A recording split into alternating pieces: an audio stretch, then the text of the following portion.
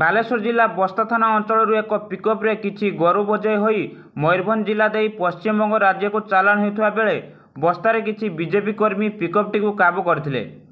ଘଟଣାସ୍ଥଳରୁ ଡ୍ରାଇଭର ଫେରାର ମାରିଥିଲେ।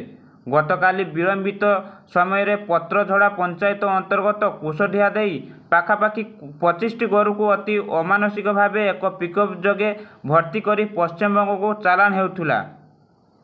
ଖବର ପାଇ ବସ୍ତା ବିଜେପି ମିଡ଼ିଆ ସେଲ୍ ସଂଯୋଜକ ଇଞ୍ଜିନିୟର ଦିବାକର ରାଉତଙ୍କ ନେତୃତ୍ୱରେ ଏକ ଦଳ କୁଶଡ଼ିହା ଛକ ନିକଟରେ ପିକଅପ୍ଟିକୁ କାବୁ କରିଥିଲେ।